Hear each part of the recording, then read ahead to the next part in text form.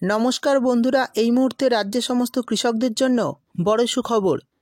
আপনি যদি একজন কৃষক হয়ে থাকেন এবং পশ্চিমবঙ্গ সরকারের কৃষক বন্ধু প্রকল্পের প্রথম কিস্তি অর্থাৎ খরিফ মরশুমের টাকার জন্য অপেক্ষা করছেন, তাহলে এই মুহূর্তে আপনাদের জন্য বিরাট সুসংবাদ। কৃষক বন্ধু প্রকল্পের 2025 সালের খরিফ মরশুমের টাকার ফাইনাল তারিখ নিয়ে অর্থাৎ আজ 19শে মার্চ 2025 বুধবার জানানো হলো বিরাট আপডেট। তো বন্ধুরা, সমস্ত বিষয় বিস্তারিতভাবে জানাবো আজকের ভিডিওতে, তাই ভিডিওটি একটু স্কিপ না করে পুরোটা দেখবেন। আর ভিডিওটি দেখার সাথে সাথে যদি আপনি আমাদের চ্যানেলে নতুন এসে থাকেন, তাহলে ভিডিওর নিচে যে সাবস্ক্রাইব বাটনটি আছে সেটি ক্লিক করে চ্যানেলটিকে সাবস্ক্রাইব করে দিন। আর পাশে থাকা নোটিফিকেশান বেলটি অন করে রাখুন এই ধরনের গুরুত্বপূর্ণ ভিডিও সবার আগে পাওয়ার জন্য। তো চলুন বন্ধুরা, ভিডিও শুরু করা যাক। তো কৃষক বন্ধু প্রকল্পের আওতায় থাকা কিছু কৃষকদের অ্যাকাউন্টে টাকা ক্রেডিট হয়েছে। তো কোন কোন কৃষকের অ্যাকাউন্টে টাকা ক্রেডিট হয়েছে এবং কোন কোন কৃষকদের টাকা দেওয়া হয়েছে, চলুন এক এক করে জেনে নেওয়া যাক। দেখুন, বলা হয়েছে কৃষকদের জন্য বড় সুখবর। কৃষক বন্ধু প্রকল্পটি 2019 সালে পশ্চিমবঙ্গ সরকার কর্তৃক কৃষকদের উদ্দেশ্যে চালু করা হয়। এই প্রকল্পের মূল উদ্দেশ্য হল কৃষকদের আর্থিক সহায়তা প্রদান এবং তাদের পরিবারের সুরক্ষা নিশ্চিত করা।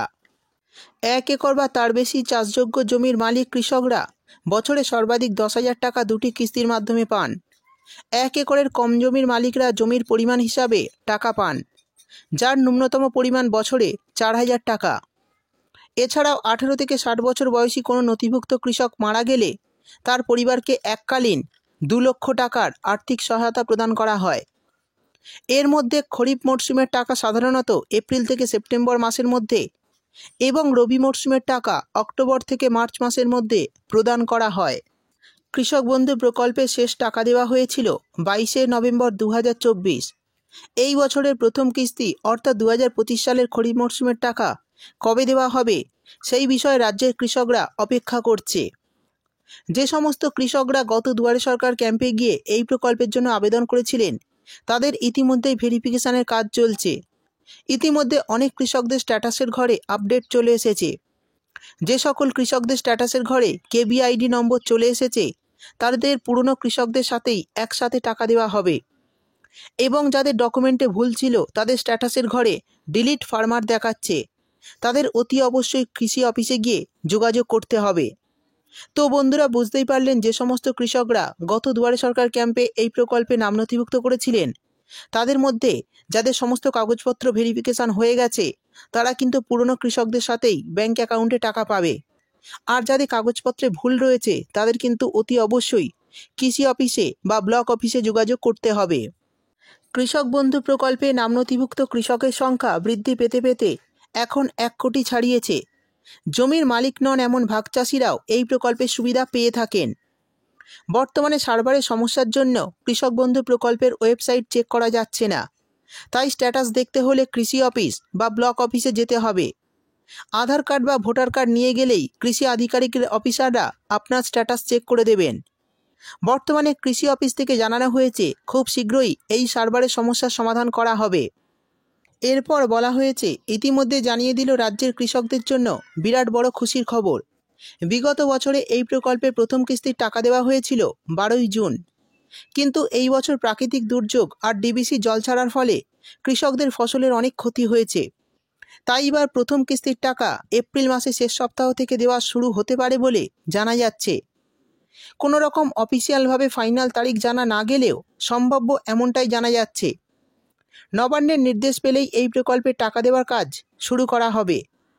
আশা করা যাচ্ছে এপ্রিল মাসের প্রথম সপ্তাহ থেকেই এই টাকা দিয়ে দেওয়া হতে পারে।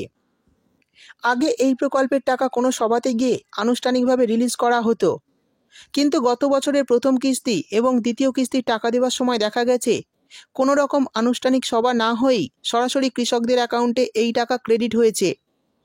যে সমস্ত কৃষকরা আগে থেকে টাকা পেয়ে আসছেন অর্থাৎ পুরনো উপভোক্তা, তাদের অ্যাকাউন্টে আগে টাকা দেওয়া হবে, কিন্তু নতুন উপভোক্তাদের অ্যাকাউন্টে টাকা আসতে একটু সময় লাগবে।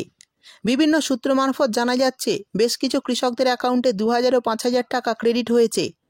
যে সমস্ত কৃষকদের বিগত কিস্তি অর্থাৎ রবি মরশুমের টাকা সার্ভারের সমস্যার জন্য এবং বিভিন্ন ডকুমেন্টের সমস্যার জন্য পেন্ডিং ছিল, তাদের টাকা দেওয়া শুরু হয়েছে। 13ই মার্চ থেকে কৃষকদেরকে টাকা দেওয়া শুরু হয়েছে। যাদের রবি মরশুমের টাকা দেওয়ার সময় কাগজপত্রের সমস্যা ছিল এবং যারা কৃষি অফিসে গিয়ে সমস্যা সমাধান করে নিয়েছেন তাদেরকেও টাকা দেওয়া হচ্ছে। এই রকম সমস্যা যে সমস্ত কৃষকদের হয়েছে তাদের ধাপে ধাপে টাকা দেওয়া হচ্ছে। দেখুন, 1 নম্বরে বলা হয়েছে প্রত্যেক কৃষককে প্রতি 6 মাস অন্তর ব্যাংকে গিয়ে অ্যাকাউন্ট নম্বরের সাথে ইকেওয়াইসি চেক করে নিতে হবে।